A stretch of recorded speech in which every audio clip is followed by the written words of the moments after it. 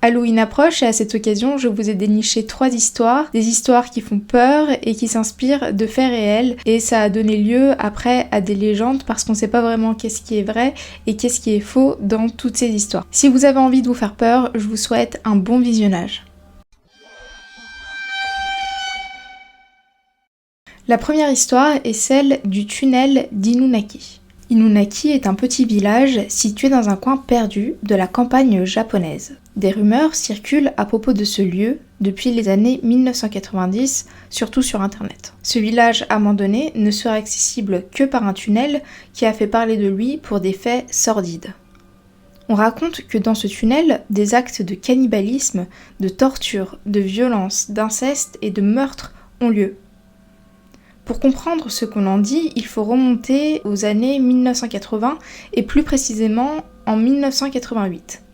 À cette époque, le tunnel, éloigné de la civilisation et rarement utilisé, était un endroit populaire pour les gangs. Un après-midi, au mois de décembre, un groupe d'adolescents a kidnappé, volé et torturé Umeya Kyushi, un jeune homme de 20 ans, avant de le brûler vif au fond du tunnel. Ça, c'est un fait divers qui s'est réellement déroulé. Évidemment, ça a donné lieu à plein d'autres rumeurs, mais ces rumeurs ne s'arrêtent pas au tunnel. Ça concerne également le village. On dit que tous ceux qui entreraient dans Inunaki seraient voués à une mort violente.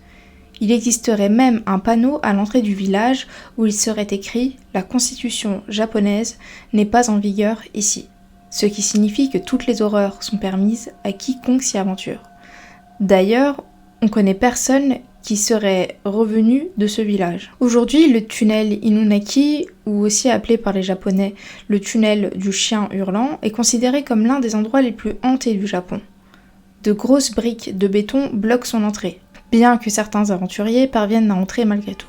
Les habitants des environs disent que les appareils électroniques et même leurs voitures tombent souvent en panne autour du tunnel, et que des aboiements de chiens et des cris horribles émanent du plus profond du tunnel.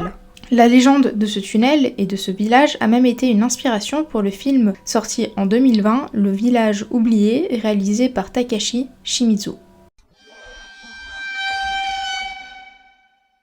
La deuxième histoire, c'est celle d'un sacrifice humain qui a eu lieu au château de Maruoka.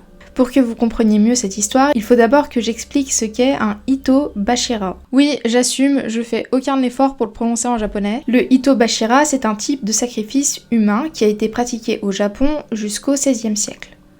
Les seigneurs muraient les victimes vivantes dans des piliers, des barrages et d'autres fondations de bâtiments pour apaiser les dieux, afin de protéger les bâtiments des attaques et des catastrophes naturelles. Le château de Maruoka à Sakai, dans la préfecture de Fukui, abrite l'une des histoires de Ito-bashira les plus célèbres. L'un des murs du château ne cessait de s'effondrer pendant sa construction.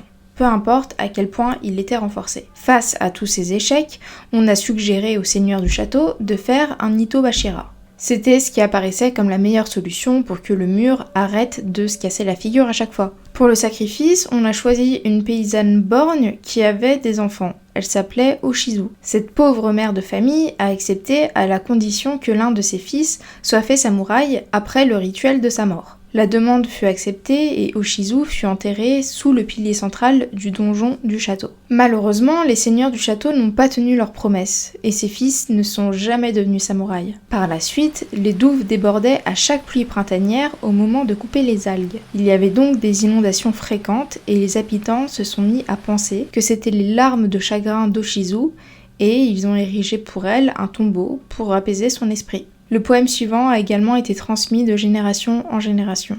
La pluie qui tombe quand vient la saison de la coupe des algues et la pluie qui rappelle les larmes de chagrin de la pauvre Oshizu. La troisième et dernière histoire est celle de la malédiction de la chambre rouge. Tout est parti d'une animation flash sur le thème de la mort. Une animation flash, c'est en gros une animation réalisée à l'aide du logiciel Adobe Flash ou autre parce que t'as d'autres logiciels qui le font maintenant. C'est une animation qui est lue à partir du navigateur grâce à des plugins et elle peut être interactive. En l'occurrence, là, il s'agit d'une fenêtre qui s'ouvre sur l'écran de l'ordinateur d'une victime lorsqu'elle est seule dans sa chambre. Un fond rouge apparaît avec des lettres noires qui demandent « Aimez-vous ?» et la phrase reste inachevée. La victime essaye frénétiquement de fermer la fenêtre où est apparu le début de la phrase, sans succès. Et puis, d'autres lettres apparaissent jusqu'à ce qu'on puisse lire « Aimez-vous la chambre rouge ?» À ce moment-là, tout l'écran devient rouge et une liste de précédentes victimes apparaît. On ne sait pas ce qui se passe exactement à ce moment-là, s'il se passe quelque chose de surnaturel ou si la personne est poussée à se suicider elle-même. Quoi qu'il en soit, la victime est tuée et son sang recouvre les murs de la pièce. D'où le nom de la malédiction de la chambre rouge. Cette malédiction est devenue populaire dans les coins sombres d'internet après qu'à Sasebo, dans la préfecture de Nagasaki, une fille de 11 ans a poignardé à mort son camarade de classe dans son école. La tueuse était une fan de l'animation Red Room, la chambre rouge. Voilà, j'espère que ces petites histoires vous auront plu. En tout cas, c'était un plaisir pour moi de vous les raconter. Si vous aimez ce genre de vidéo, vous pouvez toujours la liker pour me le faire savoir, vous abonner à la chaîne si vous voulez voir les suivantes. Et puis moi, je vous dis à bientôt.